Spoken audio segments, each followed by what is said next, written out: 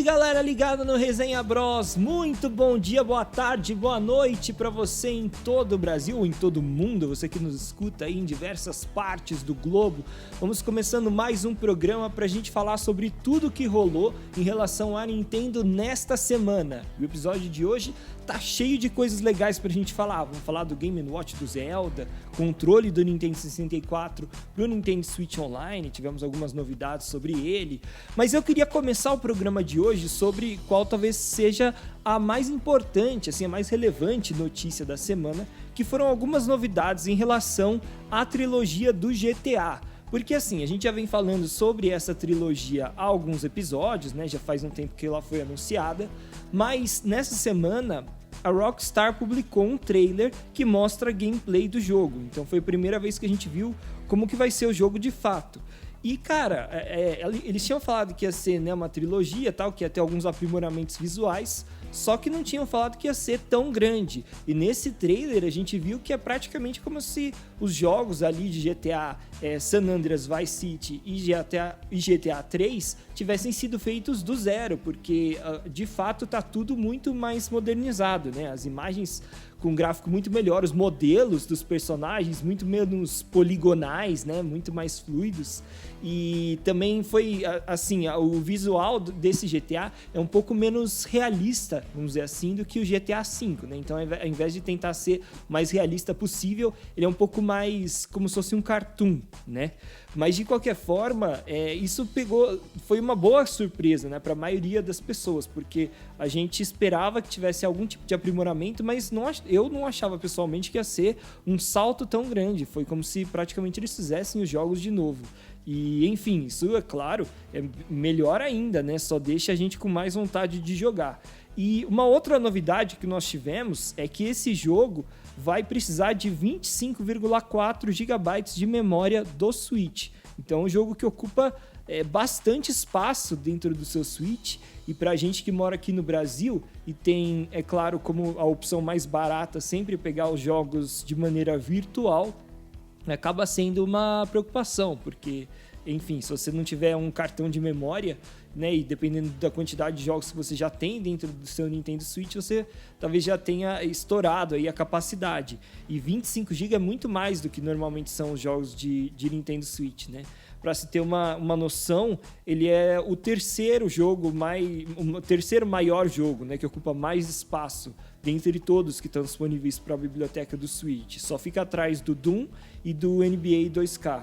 E então, normalmente esses jogos que são dos maiores mesmos, eles são um pouco mais de 10 GB, mas não chega a ser 25, que nem esse. Então, enfim, é uma preocupação aí, mas a gente também ficou sabendo ao longo dessa semana que o jogo vai ter sim sua versão física. Então o lançamento da versão digital vai ser no dia 11 de novembro e a mídia física vai lançada no dia 7 de dezembro, isso nos Estados Unidos, obviamente, né, e na maioria do mundo onde se recebem os jogos de mídia física, né, pro Nintendo Switch.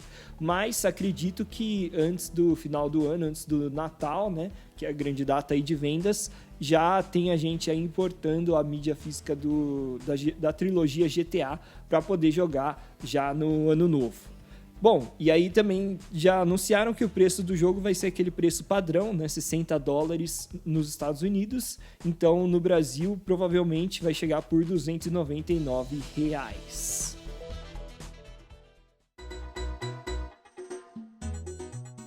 Outro assunto que eu queria falar com vocês, galera, é sobre o controle de Nintendo 64 para o Nintendo Switch.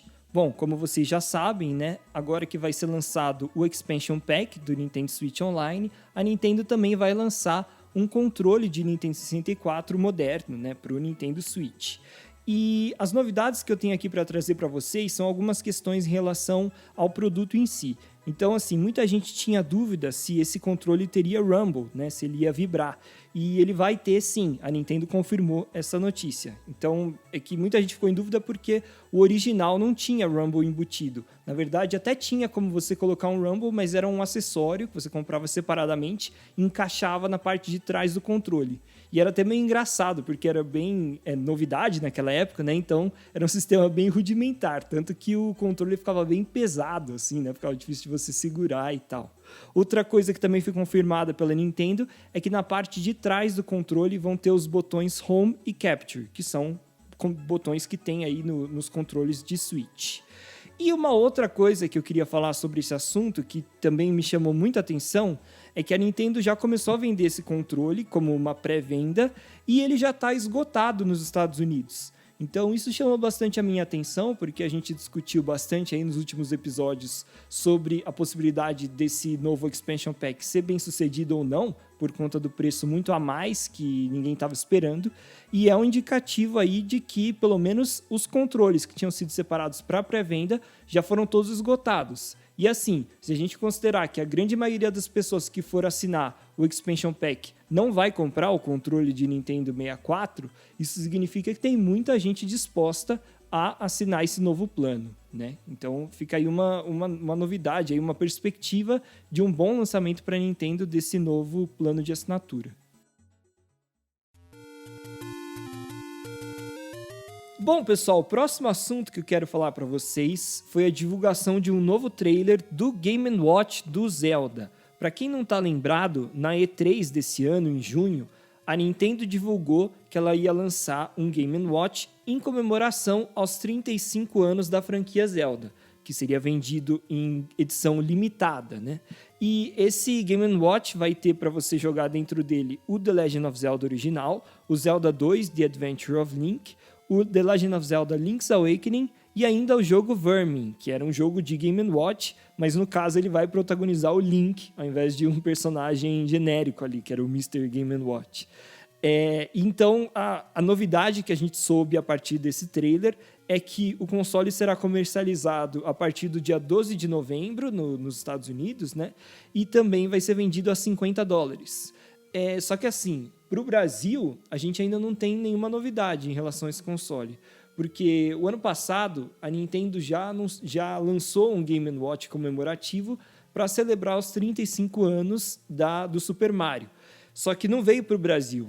Então, hoje em dia, se você procurar na internet, é vendido assim, a, sei lá, 400, 500 reais. Não tem um padrão de preço, né? Porque cada um importa e vende ao preço que quiser. E é muito mais caro do que comprar fora, que, como eu disse, né, o Game & Watch do Zelda vai ser $50. Se fosse para seguir esse padrão de preço, seria menos do que um preço de jogo novo da Nintendo. Ou seja, se a Nintendo trouxesse para o Brasil, teria que vender a menos de R$300, né? Ou 299, para ser mais exato. Mas não é isso que aconteceu com o Game & Watch do Mario, e a gente não tem nenhuma previsão de que venha para o Brasil, né? Que não é uma notícia muito legal. Mas, se você tiver oportunidade, se você encontrar por um preço bom, não deixa de ser um item de colecionador, né? Mais do que qualquer coisa. Porque ele é bem pequenininho, né? Tem aqueles botõezinhos meio de borracha, assim, enfim. Não tem nada de premium, assim. É mais um item de colecionador mesmo. Nessa semana a gente também ficou sabendo que a Nintendo adiou a estreia do jogo Advance Wars, que era um dos jogos que ela pretendia lançar no final do ano para aquecer as vendas de Natal. Para quem não está lembrado, o Advance Wars foi anunciado durante a E3 também, em junho desse ano. E ele é um jogo que já foi lançado, na verdade, para o Game Boy, o original, e agora ele foi modernizado, né? Ele vai ser relançado com gráficos modernos, né? Em modelos 3D, os bonequinhos e tal. É um jogo de tática e esse jogo vai ter também multiplayer online, né?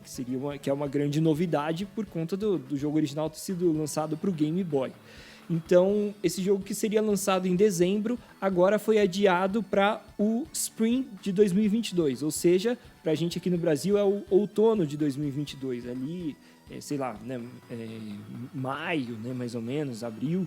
Então, a gente ainda não tem uma data exata de lançamento, mas um adiamento de um jogo da Nintendo, que é uma coisa bem rara, né? Vamos ser honestos. A Nintendo, normalmente, ela cumpre com os prazos que ela estabelece para os jogos. No caso do Advance Wars, teve esse adiamento também, mas se ela cumprir esse prazo que ela está dando, também não é um delay tão grande assim, né? E só uma correção, galera, que na verdade o Advance Wars foi lançado originalmente para o Game Boy Advance. Mesmo assim, um salto bem grande para agora um gráfico de Nintendo Switch.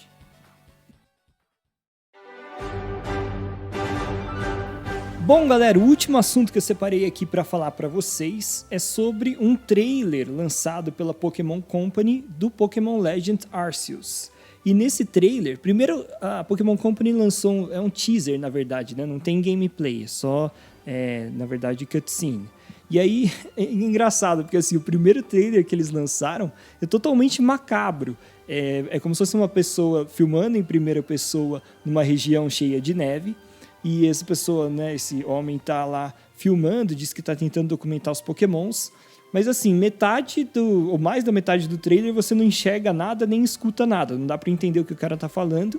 E a imagem fica toda borrada. Quando não tá borrada, tá como se fosse aquelas televisões antigas quando estão fora de sinal, sabe? Que fica aquele chiado e aquele negócio cinza assim, né? Se mexendo. E aí, em determinado momento do trailer lá, do teaser, ele é atacado por uma criatura e cai no chão. Então, tem bem a cara de filme de terror mesmo, aquele que a pessoa vai no meio da floresta e filma, sabe? E fica aquele suspense no ar. Achei bem engraçado, porque não tem nada a ver com Pokémon, né? Pokémon eu sempre associo a coisas fofinhas, bonitinhas, né? Jogo infantil e tal. Mas depois, né, alguns dias depois, a Pokémon Company meio que relançou o mesmo teaser, só que dessa vez, aí sim, não tem toda essa questão aí do chiado, nem da imagem borrada, então você enxerga tudo e vê o que está acontecendo direito.